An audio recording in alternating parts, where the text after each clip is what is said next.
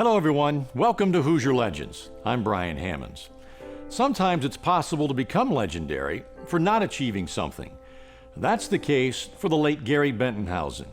He won in every type of race car he ever sat in, but his ultimate goal of winning the Indianapolis 500 was never realized. His lifelong pursuit of that unfulfilled dream is part of what makes Gary a Hoosier legend. Gary grew up in a racing family. His father, Tony, was a legendary driver himself. We didn't know he was a famous race driver because when he was at home, he was just an average person. We'd go down to the coffee shop and drink coffee with the guys, socialize. And the main thing that he taught us as we were children was do it right or don't do it at all. However, in 1961, the Bettenhausen family lost Tony. He was killed in a crash during practice at the Indianapolis Motor Speedway. Gary was home, he was working on the farm, he was out of school, and I was a senior in high school. And the class we had at 1 o'clock in the afternoon I was in a swimming class. And I had one of the administrators come down and say, "You're needed in the office right away." Well, at 4 o'clock, we were scheduled to leave and go to Indy. Of course, that year my dad was the fastest guy every practice, was almost 150 mile an hour. He did 149.7. And it was probably the best May that we ever had, anticipating to go down there on the 13th. And went to the office, and my younger sister Sue was there, and my cousin was there. And he walked up and said, Tony had an accident and he's gone. Tony's death gutted Gary, but it did not deter him from becoming a race driver himself. In 1963, he started racing stock cars. When he drove stock cars, he was kind of a laughing stock. Everybody thought, well, he's not his own man. He'll never do it. And there was a race at the fairgrounds here in Indianapolis one night, and he's running this stock car with minimal amount of money to keep it going. Well, he went out that night and he ran second to A.J. Foyt. And I think that was the moment that it built his confidence into being, what he turned out to be. He wasn't a world beater right away, but he was so determined to make it. And I think different people have natural ability. Bill Vukovich had a natural talent to drive a race car. Allenser Jr. had a natural talent, probably so with Michael Andretti too. Gary made himself a race driver, and I think his father's influence on that had a lot to do with it, and the fact that he was never gonna accept anything but the best. And I mean, that's why I just think he was probably one of the most determined. I mean, everybody uses that word, but in Gary's case, that's exactly how that would be one of the descriptions, determined. That determination started to pay off. Gary began to race USAC midgets and sprint cars, where he excelled. By the late 60s, he became a part of what was called the Gary and Larry Show with Larry Dixon. It was probably the epitome of sprint car racing in America. No matter what kind of track you went to, it seemed like it came down to Gary and Larry running first or second, or in the top 5. They flip-flopped the championships for over a 4-year period, and I think they won something near between 60 and 70% of all the sprint car races over that 4-year period. Gary was now considered a star on the rise. And in those days, the stars in USAC ended up at Indianapolis, just like Gary's father. He came to the Speedway in a dirt car. He drove Joe Hunt's dirt car at the Speedway to take his rookie test in. And he drove it in other Indy car races that year. And I remember I was there that day. It was in the Tower Terrace watching. He pulled in, taking the second phase of his rookie test, and his sleeves of his uniform had unraveled coming down the straightaway in the Alfie dirt car. It ripped his driver's suit. Well, he couldn't get the thing going comfortably fast enough to pass his test, and J.C. Agajanian and Vukovich relented, let Gary run Buki's backup car to pass the rookie test. Then Art Pollard got out of the Thermo King car of Phil Casey's, the Gerhardt car, and Gary got that ride. And Gary had success in that car, winning 2 races, which attracted the attention of car owner Roger Penske, who wanted Bettenhausen for his team. The Thermo King team was they were, there wasn't necessarily a super team, but he Parnelli had a team, and Penske was just coming along, and Pat. I mean, everybody was. It certainly wasn't the high dollar team, and I think when you saw that, which is exactly what Roger Penske looks for, Paul Tracy driving for Dale Coyne, Gary Bettenhausen winning races in the Thermo King car, I'm signing that guy because he's going to be a badass. I mean, that was it was pretty obvious right away that Gary was going to be a hell of a race driver, whatever he drove, but especially in Indy cars. It was the opportunity of a lifetime for him, for any IndyCar, any race driver to drive for Roger Penske at Indianapolis. I mean, that is the Taj Mahal there. He is the New York Yankees of IndyCar racing. Roger Penske and Gary Bettenhausen. It was supposed to be the pairing that would change everything. Hoosier Legends, presented by the Central Indiana Chevrolet dealers.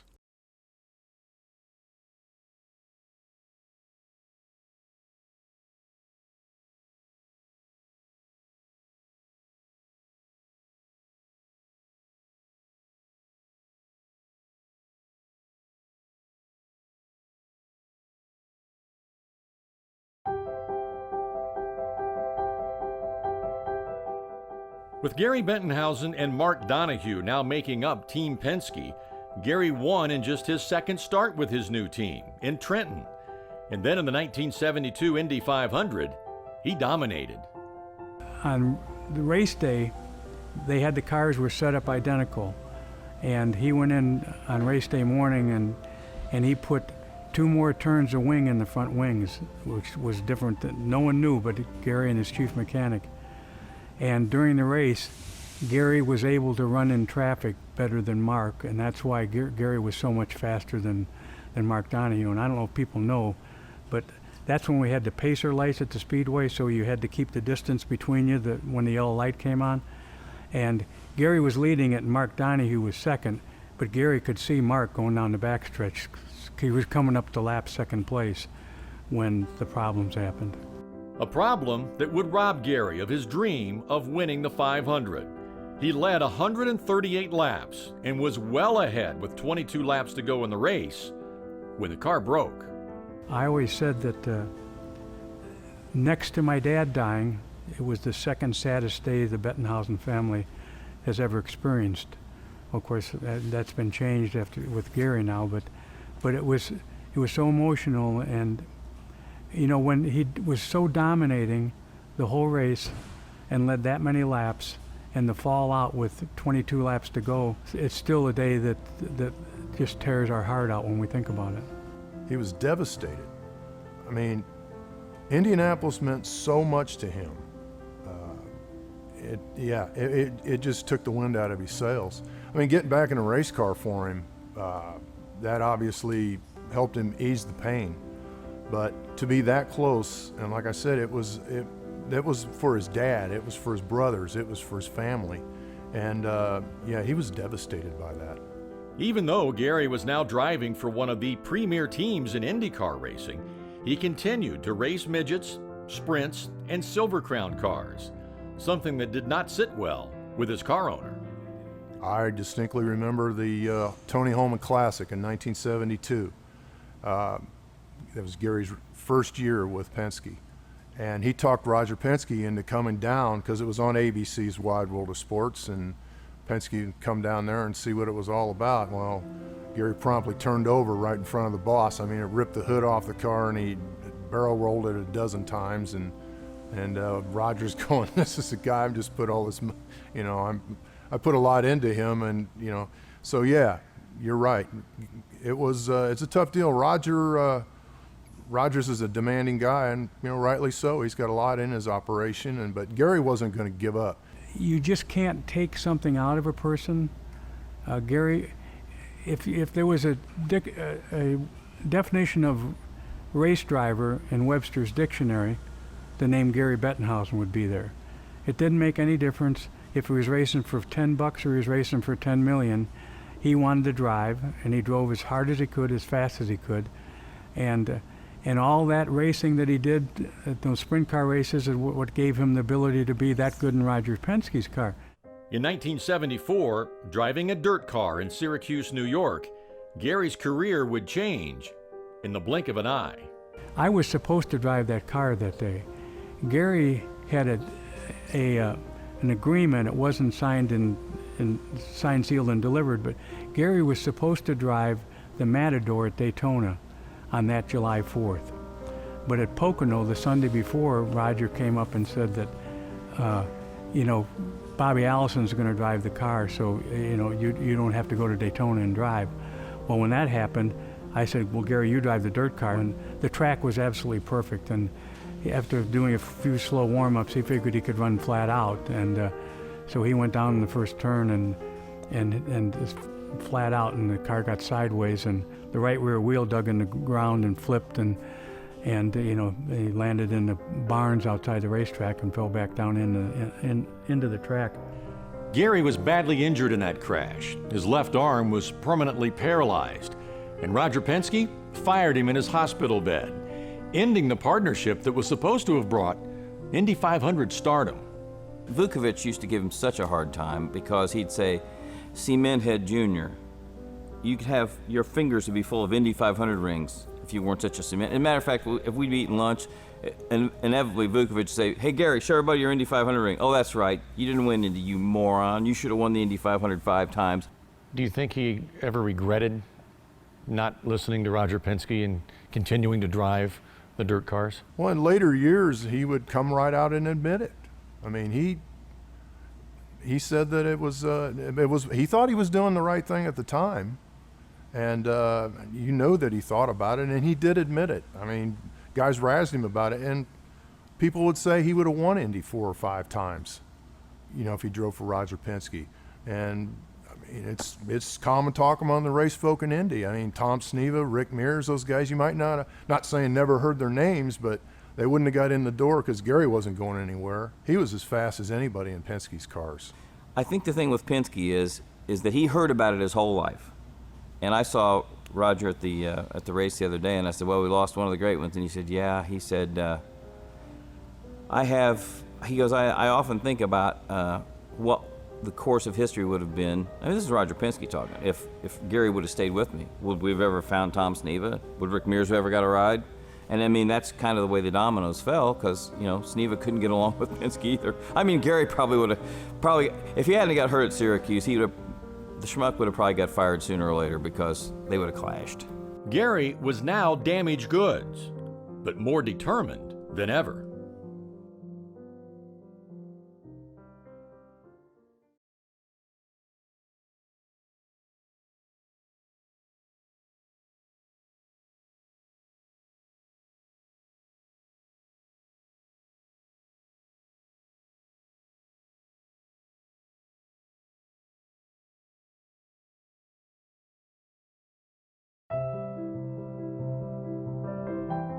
After the crash in 1974, Gary Bettenhausen was essentially a one-armed race driver, but it sure didn't slow him down. He was still racing sprint cars, and I don't know how many races. Someone said he won more sprint car races basically driving with one arm than he did with two. But nobody knew, because he kept trying to hide the fact that his arm didn't work so he could get an IndyCar ride and still drive other things. He's always had a way that he had his hand hooked, so his thumb was in his pocket. But he raced from basically 1974 all the way till he quit in 93, with one arm. And granted, I can tell you what it's like driving with one arm. There was something about him, though, after he got hurt that you drew such inspiration. He was so inspiring to watch. The way, I mean, watching him get out of the car at the end of the Hoosier 100, or Duquoin, where it was 100 degrees, and he's just completely worn. He basically won a dirt race with one arm, and he's trying to get out, and he can only use one side, moves around, and he's in agony trying to get. I mean, and you think about this guy going through that, and yet it just added to his fame and his reputation, as far as I'm concerned, because it was like he's the toughest out there, and it doesn't. And if you don't think so, just pay attention. Gary was winning races in sprint cars and Silver Crown cars, but his ultimate goal was still to win Indy, although it was getting harder now that he didn't have Penske caliber cars to drive. In 1979, he was driving for Grant King, and he missed the show. Stock block, it was like an old Eagle copy. He missed the race, didn't qualify. Billy Vukovich did qualify. And Wave called Joyce, Billy's wife, and said, could you and Billy come down here Gary needs Billy right now. And Billy said they went down to the lake together, and Gary didn't say a word for an hour. He drank a couple beers and smoked cigarettes, and he said he just put his head in Billy's lap and bawled like a baby.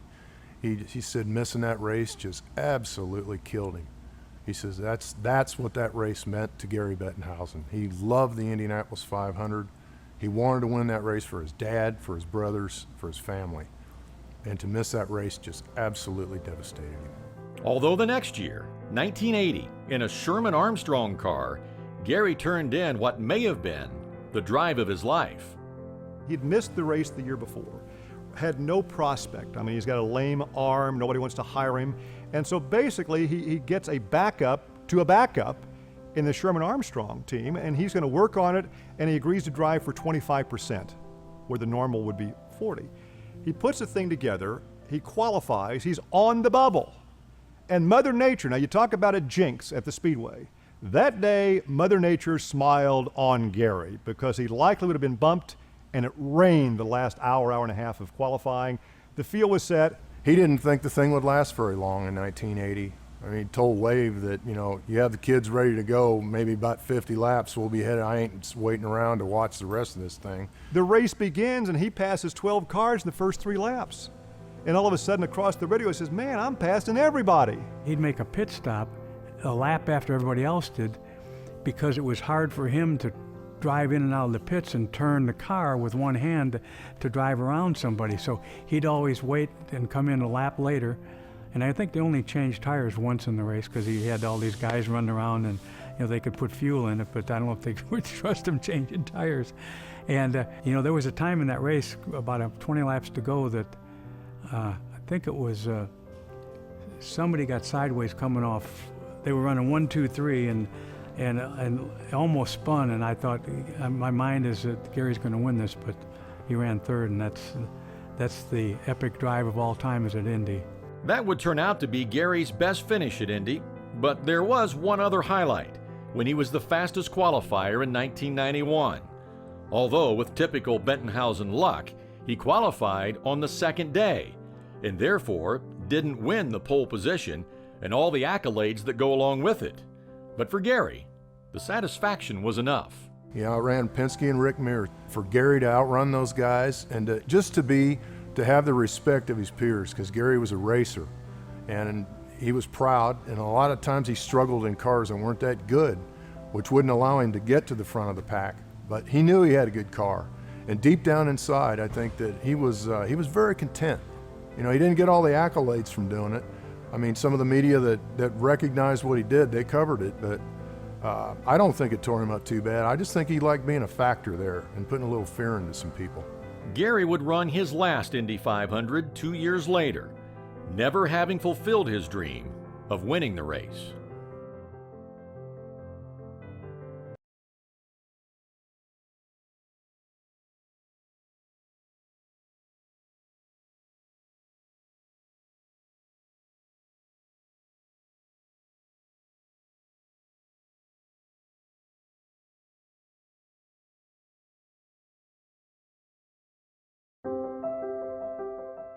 Gary Bettenhausen was a true racer, a dogged, determined competitor.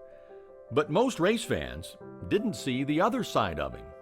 We used to open the Thunder shows with a big heart and a whole lot of horsepower, and that was Gary. I think they need to know that maybe that tough, arrogant, determined, hard-headed, my way or the highway German in the cockpit was a teddy bear away from the race car. He was the kind of guy that anything you need, if Larry Dixon needed the right rear tire, Gary'd loan him the right rear tire. And he's made the comment once, he said, if you don't beat the guys when they're at the best, you don't beat the best guys. And so he never ever was afraid to share whatever he had and loan out to any other driver that came along. I remember one year on the way to Manzanita, I was working with Longhorn Racing, and Bubby Jones, the driver, and we were towing the car to Manzanita Speedway for the Western World. And we stopped at the 76 truck stop in Monrovia, Indiana. And there, in the trucker's lounge, sat Gary Bettenhausen in his Sunoco DX Gary Bettenhausen racing jacket, Penske Racing. And he was advising all the truck drivers on how to make the turbos on their 18-wheelers run better. He'd help anybody. He liked people. He loved people. I just cherished the moments I had with him, the laughter that I shared with him that people will never know about. How would you describe Gary's career? I would say that Gary's career is one that is heaven to heartbreak. He was pretty cocky. I mean, there wasn't anything that he didn't sit in that he didn't think he could win in, and he'd just go out and do it. And then the heartbreak of him losing the use of his one arm and then coming back and racing for 20 more years, I would say that if you can show me somebody else that went through the ups and downs and successes and heartbreaks that he did, I'd like to meet him. But he was one that would never quit and never use an excuse. He'd just go out and give 100% every time he sat in a race car.